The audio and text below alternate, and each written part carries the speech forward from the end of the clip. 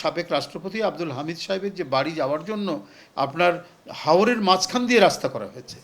আপনি যদি আপনার আপনার শরীরের রক্ত প্রবাহের কোনো জায়গায় যদি আপনি বেঁধে রাখেন, তাহলে তো আপনি বাঁচবেন না।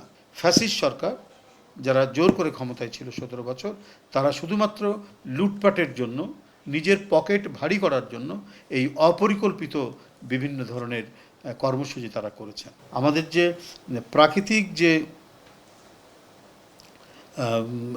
বিষয়গুলি রয়েছে, প্রাকৃতিক যেমন নদী, নালা, খাল, বিল, সেটা ক্ষতিগ্রস্ত হচ্ছে কিনা, এইটা তো একটা মানে জনগণের কাছে জবাবদিহিমূলক সরকার সেই বিষয়গুলো দেখতো, কিন্তু গত সরকার সেই জবাবদিহিমূলক সরকার ছিল না।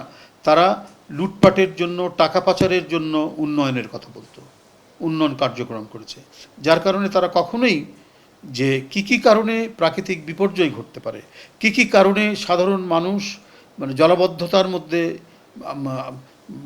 আবর্তের মধ্যে পড়ে যেতে পারে, কিভাবে দেশের মানুষ একটা ভয়ঙ্কর খরার মধ্যে পড়ে যেতে পারে।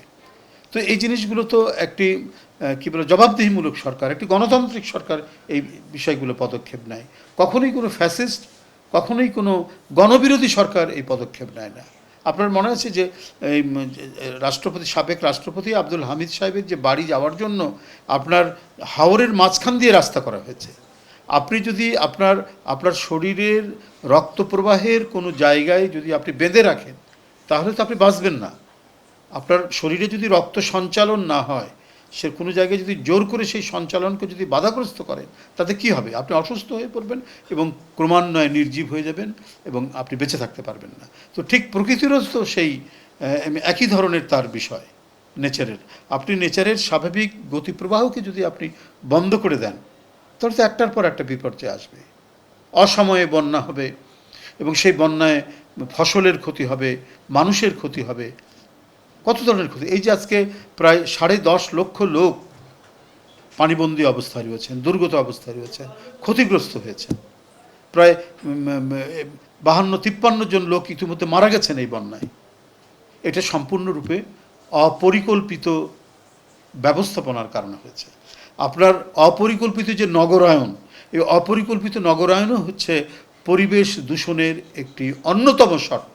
কিন্তু সরকার মানে বিগত সরকার, ফ্যাসিস্ট সরকার যারা জোর করে ক্ষমতায় ছিল 17 বছর, তারা শুধুমাত্র লুটপাটের জন্য, নিজের পকেট ভারী করার জন্য এই অপরিকল্পিত বিভিন্ন ধরনের কর্মসূচি তারা করেছেন, বিভিন্ন ধরনের স্থাপনা তারা করেছেন।